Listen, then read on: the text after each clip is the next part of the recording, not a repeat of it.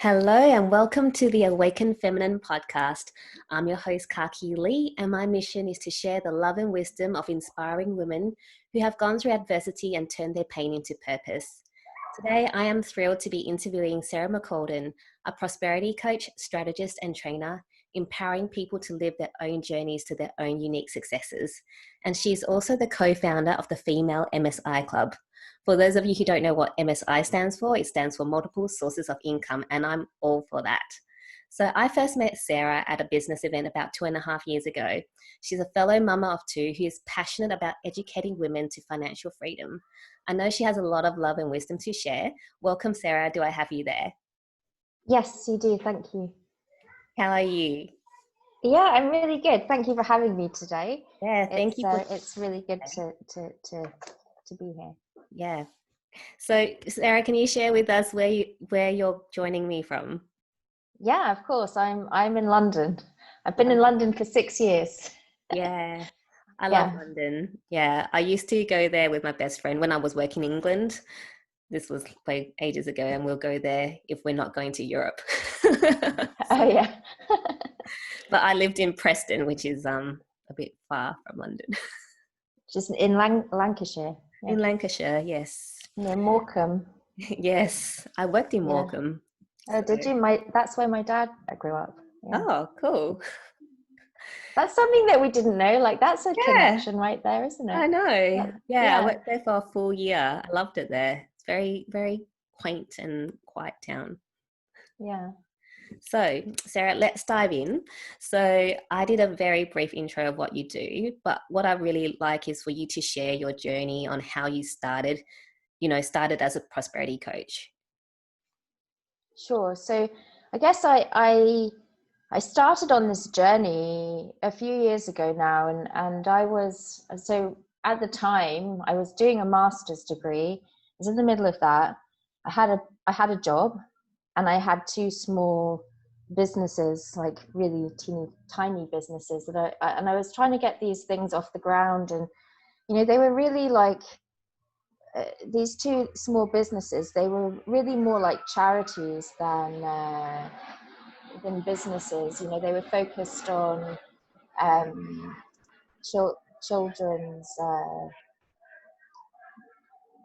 children's right to play, I guess. So I was working with schools and local councils and that kind of thing, and really trying to turn these two things into businesses. And actually, with the master's degree, what happened there was that I started that because I thought that would bring me more income. And in order to do that, we actually moved from a house into an apartment. So it was like a little step backwards, but it ended up being like a really long time. I think maybe we lived in that little apartment for about 2 years or 2.5 years. And I was really frustrated. I was frustrated because I thought, I'm doing all of these things that are supposedly helping me to earn more money, but these things aren't working for me. So anyway, I also started thinking in my mind, what's the difference between me and somebody who's wealthy, and maybe I've got some habits, or at the time I didn't see this, but in hindsight I do.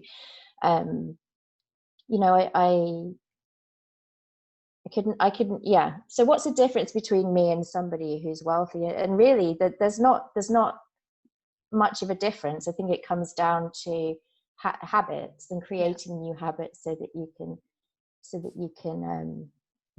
become wealthy, right? Yeah. So anyway, I was looking for something else. I was looking for ways to get myself out of this situation that I was in, so that I could be free to make the choices that I wanted to make. And so I got started in a business, and I earned a lot of money in that business. And then I decided that I coached people in that business, and I found that really fulfilling in a sense. But I knew, like, deep down inside, that there was more to my life than that. And so I started thinking, like how else can I be of service to people, and that's how I got into coaching, and that's how also the Female MSI Club has come into being. Yeah, that's awesome. So Sarah, what were you doing like before? I mean, you said you were studying, but what were you doing before you became a coach? So what sort of you said you had a few tiny businesses and you're doing your masters. Like what else were you doing before you became a coach? Well, I mean I suppose that was it. So my master's was in professional studies in children's play. So I had my children when I was living in New Zealand. My first son was born in 2009, and I knew then that I didn't want to go back to work. I knew, like, when he was 4 months old, there was an opportunity for me to return to work, and I extended it out for a year, and I just couldn't bring myself to go back. Like it's a more recent thing for you, right? Because you've got a small children too, and so I didn't go back, and I took my children to this parent cooperative in New Zealand. It's unique to New Zealand, actually, and it's called Play Centre. It's not a play centre. The name of the organization is Play Centre. And that was really good for me, and it was good for the family. I made some really nice friends there, and of course I managed to, so I did some work actually in Play Centre. After a couple of years, I had some small jobs or whatever. I was on the board of trustees there for a while, and I also started my own business over there, teaching English as a second language. So that's what I did beforehand, before I had my son. And so I was tutoring people and earning money that way. But these were like really small time things, but it allowed me to earn a little bit of money and prevent me from going back into that 9-to-5 kind of job. And then, of course, when I moved to London, I did not realize, if I'd known that I was going to have to step right back into full-time work when I landed back in London, I never would have gone. But that's what happened, just due to the circumstances, and I felt trapped. And I felt like I'm meant for something better. I was not put on this planet to be working in some shitty job. I hear you, sister. But I didn't know how to. That was the journey. The journey was figuring it out, and that's still the journey now. Love that. So quite a different career from what you were doing to coaching now. I mean, you had you had the online business before, like in between, which allowed you to really step into that coaching role. So was there a particular thing that really was a catalyst that made you decide to have that transition to become a coach? Well, I think that I just wanted to be of service, and I was good in the business that I was in. I felt like it was I felt fulfilled. But I think for me, the main thing is that I had my mind completely transformed, like from having a real poverty kind of mindset into having this prosperity mindset, understanding that what I think about, I bring about. For one, I'm sure lots of people have probably heard that saying, but it's really so true. And I've learned so much over the last 3 years, and I know what was holding me back. I know that it was because I didn't know, because I was stuck in that kind of, necessarily wrong with that, but I wasn't open to, I didn't realize that there was anything else. And there will be loads of people on this planet who don't realize that Yes. there's anything else, or they know but they don't know where to start. They, you know, they don't know about money. They, you know, none of us, like the majority of people, are not financially literate. Yeah. You know, like, and it's so important to become financially literate, to really like go after what we really want to do, like really what fulfills us. And there's like a whole process involved in Yeah. figuring that out, right? Yeah. Yes. It can be a long process, it could be a short process, but it's definitely a process, and it's always work in progress. Yeah, Yeah. absolutely. So was that your like aha moment or spiritual awakening, or was there something else that really kind of brought about, you know, the awakening, the, you know, moment you're like, I can't, like, this is not what I'm meant to do? What was, you know, was there something that brought that around? Well, I I think that, are you speaking about like what's happened more recently, like, Yeah, like or yeah. it's a spiritual awakening. Well, I guess like when I start, like I'd never heard of what the law of attraction. I know a lot of people that I've spoken to had all heard about this book called The Secret. I hadn't heard about it. Yeah. I hadn't heard about it until like a year and a half ago or something. I was like, what's that? Yeah. Um, but I've read that book since, and you know, I've also watched the film or the documentary or whatever to go along with it. But that's really about the law of attraction. And I'd never actually, I was in a coaching program. I joined the Bob Proctor coaching program just about 2.5 years ago. Yeah. And you know, so I was in a group with a whole bunch of entrepreneurs, and learning all of this stuff, reading all of these like super interesting books, and studying these books, like The Science of Getting Rich by Wallace D. Wattles, Working with the Law, Thomas Troward, and all of these kinds of books, and that really opened up my mind to like the spiritual side of things. I'd never I'd always, you know, I remember like 20 years ago or something, when I was in high school and at university, I was like a staunch atheist. But my mind is more open now. And I think like with all of that learning about the law of attraction and how the universe works for me when I do my part to help myself. Yeah. I so actually my dad died last year, and it was like he he got struck by lightning, and like, so it was a surprise, you know, like it wasn't like we knew he was going to die or anything like that.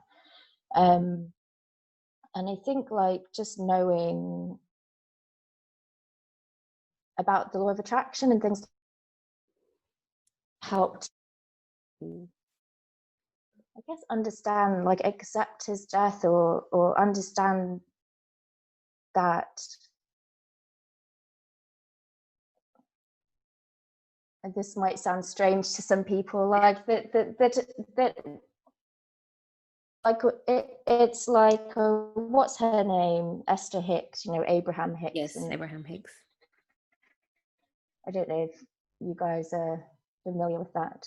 Yeah. Yeah. You know, Abraham Hicks talks about, you know, like like when we die, like, you know, like we just go into, you know, it's all happiness, and you know, we're all that, like that positive energy and all of that kind of stuff. And that's really helped me to like come to terms with my dad's death.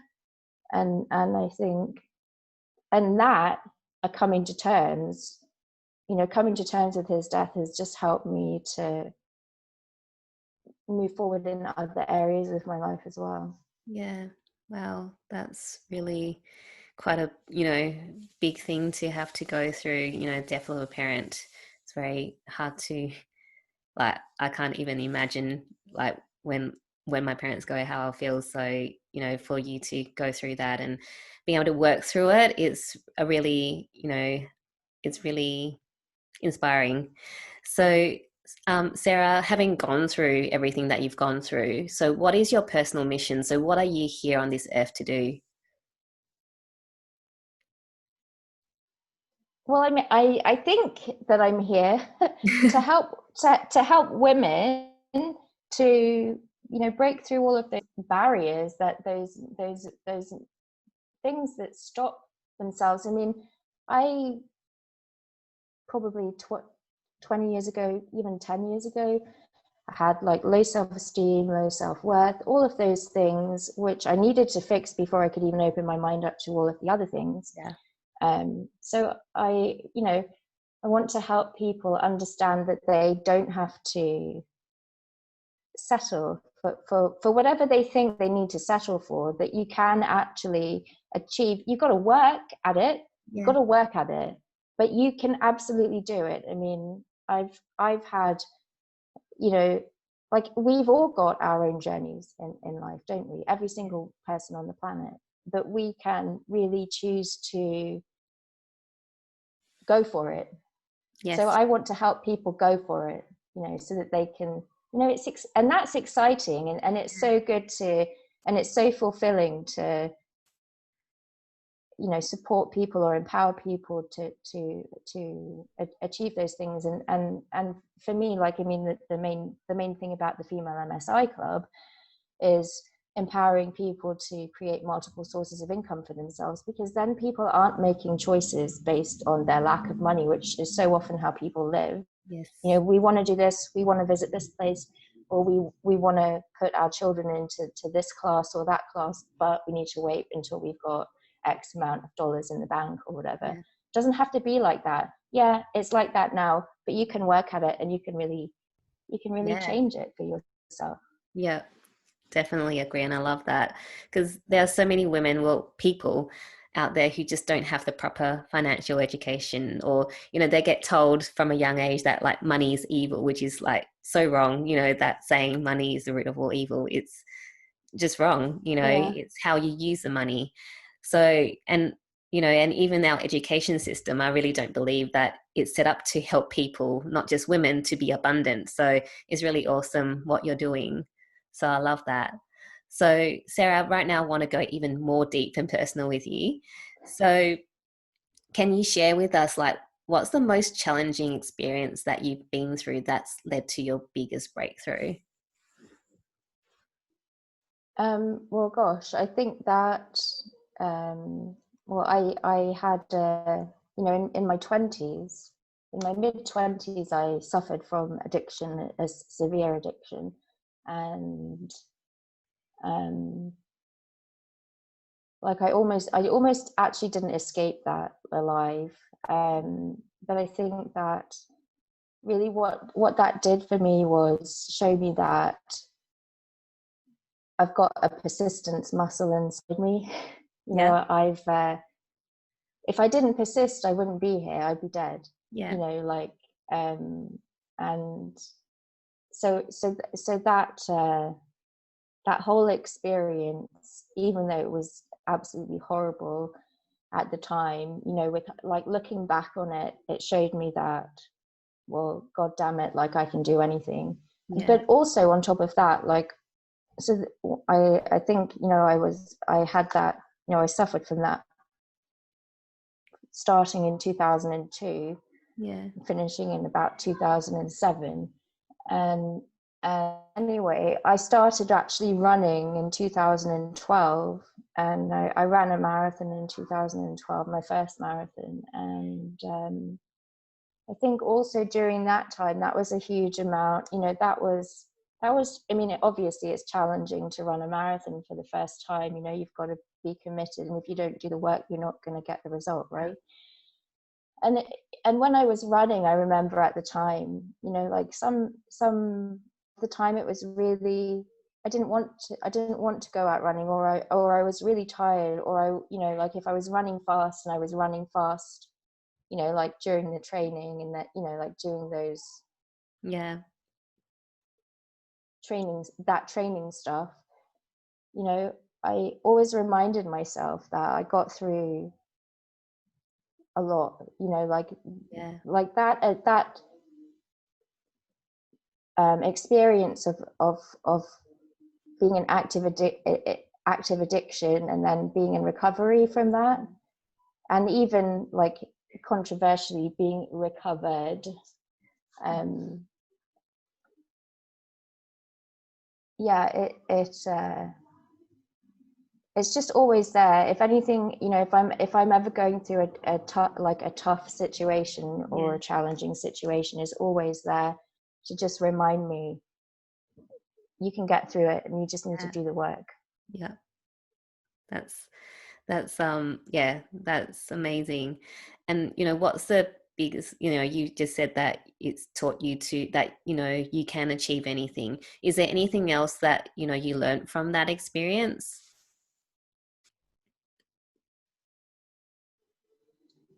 I mean, there's a whole bunch of stuff that I learned from that experience, and I think even now, like, I can learn from that experience. And I think that, you know, we can be really judgmental. Even me now, like, if I, you know, like if I go into London or whatever, if I go into central London and I can spot an addict, you know, I'm sure most people can, right? Yeah. But, you know, like sometimes I feel like, yuck, you know, like I've got those kind of judgmental thoughts about me. But I need to remind myself that, you know, when I was in active addiction, I didn't feel like I was a bad person. I felt like I was a sick person, maybe like ill, but not bad. And I think that,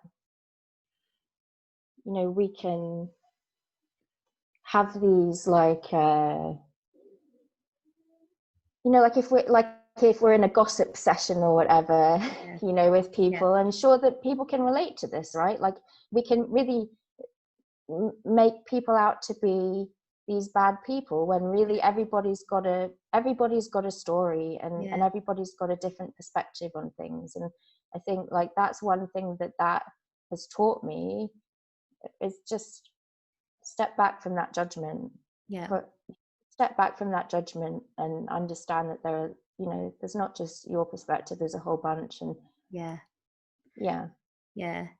and like, even with me right now, like with some friends like of ours, there's been a lot of judgment towards a friend, and I keep having to remind people, like, you don't know the full story. You can't judge someone because what you see.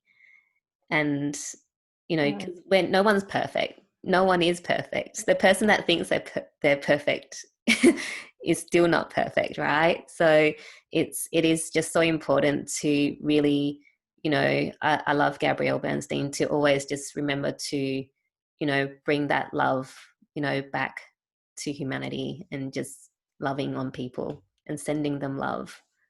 Yeah, I mean, that's right. Like, sometimes I think, God, wouldn't it be amazing, like, instead of hearing like all of the negative stuff, like, what if it was just all, like, imagine how different the world would be. Oh, it'll be very different. Yeah. Actually, do you know, sometimes what I've done in the past, although you know, like in Greenwich, we've got the planetarium and the observatory down the road. But if I need to change my perspective, I can just go down to the planetarium and watch a film and realize just how actually teeny tiny I am in comparison to the whole universe. And that helps me to put things in perspective, actually, you know, really. Yeah, definitely. So, Sarah, can you share, you know, some of the tools or teachers that were really helpful in your healing process? I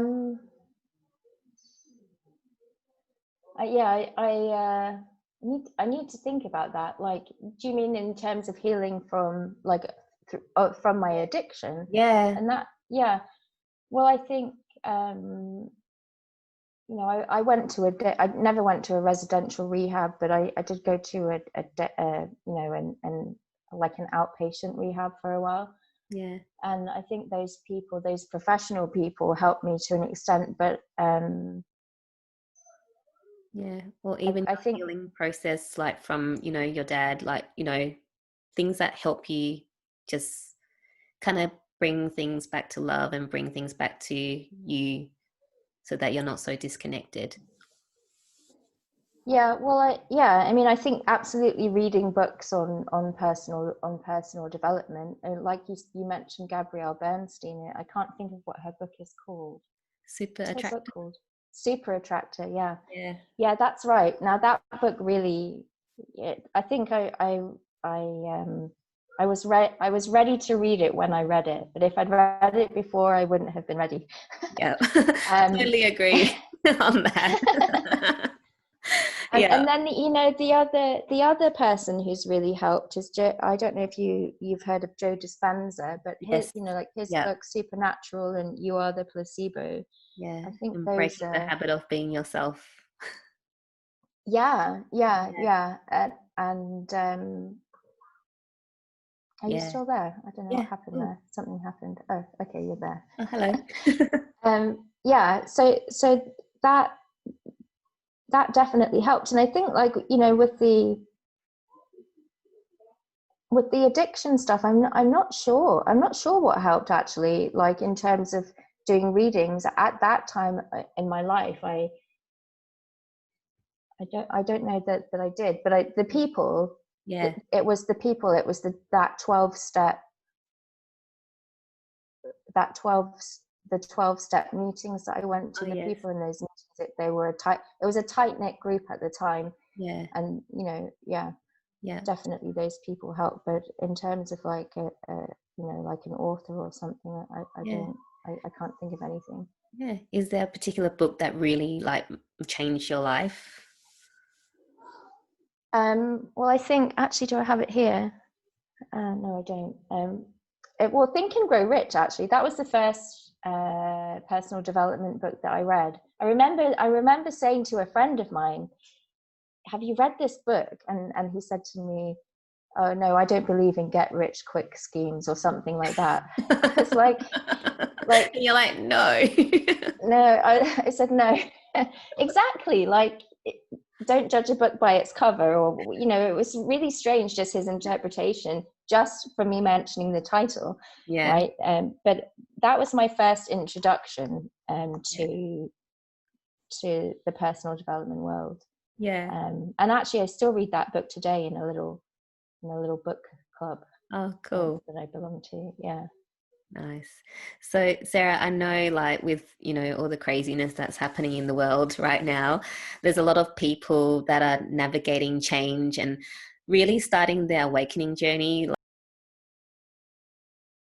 You know, what advice or recommendations would you have for them to get rid of any limiting beliefs or any fear that's holding them back from really just taking that first step and not be afraid to, you know, to wake up and, yeah, experience this amazing, you know, transition and change?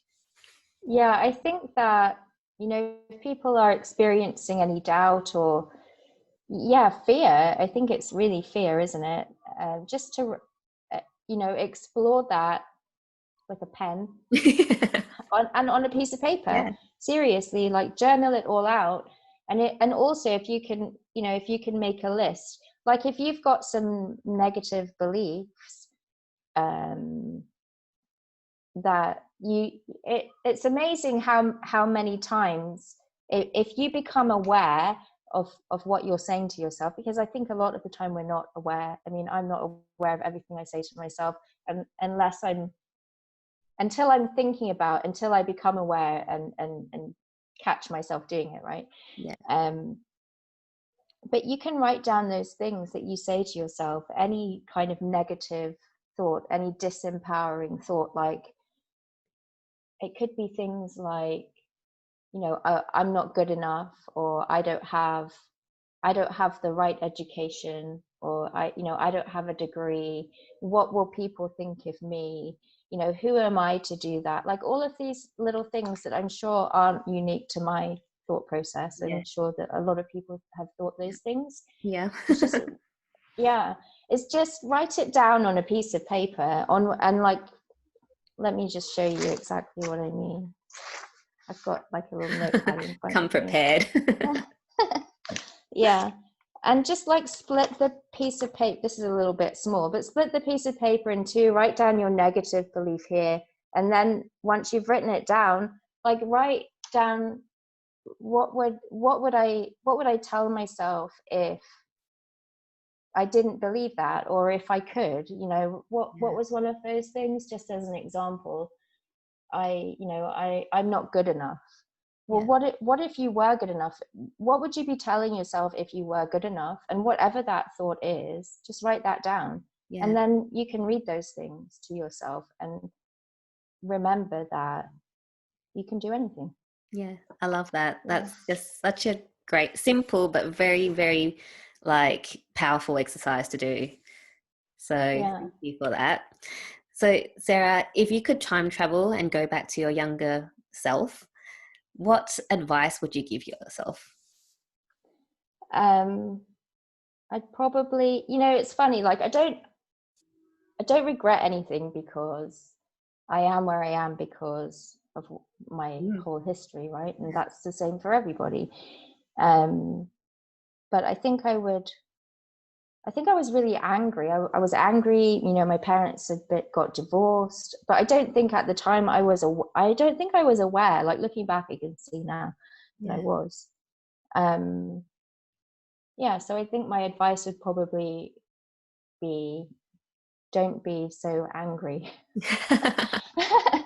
You know, because it really like being angry, it's not helpful in moving you forward to where you want to be, right? You know, and I think, you know, even like if I think about my, you know, like my dad got remarried when I was 18, and me and his wife, we didn't get along for a really long time, and in fact I didn't see my dad for a really long time. I didn't go and visit him or anything. And he called me up one day and he said, you know, this is just like about 5 or 6 years ago, maybe less. And he said, you know, you're putting me in an untenable situation. And that, when he said that, I thought to myself, and I was thinking also, like, I think maybe I'd read a book or something about forgiveness and how it's not about the other person, it's really about me. And how that kind of allowed me to like forgive my stepmom, like not for her but for me. And I think even after my dad died, our relationship is so much better, you know, like in a strange way. It's helped. His death has actually helped our relationship. Wow. So that's quite tough to actually say out loud. But yeah, so I think like the anger stuff for sure. I'd say watch out for it and do some work around it earlier. If you can. Yeah, and your emotions tell you that there's something underlying that's not aligning with yourself. So it's like, well, what is it? You know, really looking into that. So yeah, thank you. That's really beautiful, and yeah, it's really good advice. Like, you know, just stop being so angry. There's so many angry people in the world at the moment, and it really does, you know, make it hard for other people as well, because that it builds up and it explodes. Yeah, that's right. Yeah. So Sarah, I'm going to take a turn now. So as a busy mum of two, also running her own businesses, and I know you've got your own podcast as well, what are your top 3 go-to activities to make sure you give yourself some self-love? Well, I love being outside. I love being, you know, like we've got a really nice garden at our house, and also we live close to, you know, so we live in London, but also if you drive for about 15 minutes, you know, outside of London, you're in the amazing countryside. So we've got that. So I love being outdoors. I think like that's where I have that real connection. Like if I'm thinking, the downloads come when I'm outside, like all my good ideas, they come when I'm out walking. And yeah, so being outdoors, walking, and and being with my family. I love visiting these places with my family too. And listening to audiobooks. Yes, that's one of my favorites too. Actually, all the things that you mentioned are things that I love to do. So yeah. And Sarah, like, I just love what you're bringing to the world with, your passion for, really educating women to, be financially independent, and free themselves from the shackles of, of their limiting beliefs, their 9-to-5 job, whatever it is that's holding them back. What right now, though, is really setting your soul on fire? Gosh, do you know what? I love doing the coaching stuff. I just love it. Like, especially I offer VIP days, and so lots of people have taken these. So these are like 3.5-4 hour sessions all in one go, rather than over a period of time. And it's really helping people to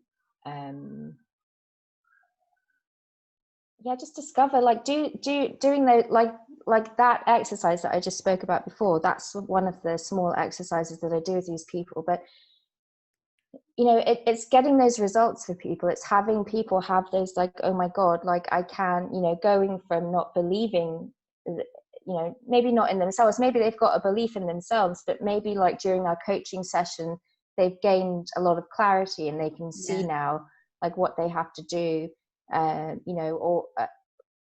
what they're gonna be doing, and so like I was saying, the VIP days, I do some. So I'm trained in giving people readings in the sacred money archetypes and branding archetypes, and all of that kind of stuff. And I really feel like, archetypes, they're a universal language, and it's important to know what your archetypes are, and so that you can live in your true self, rather than from that rather than from the shadow side.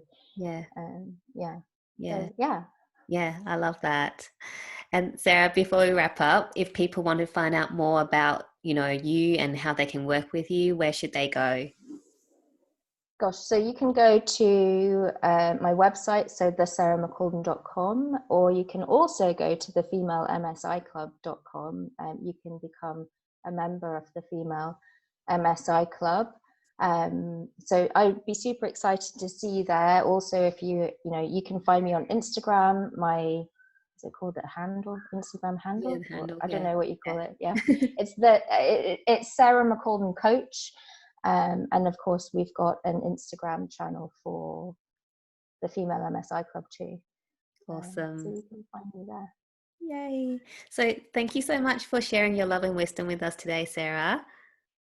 Yeah, thank you so much for having me. It's really been a pleasure, Kathy. I loved everything that you've, shared with us today. So Sarah's details and any recommended resources will be available in the show notes. And until next time, I love you, I believe in you, and you are worth taking that first step to the life of your dreams.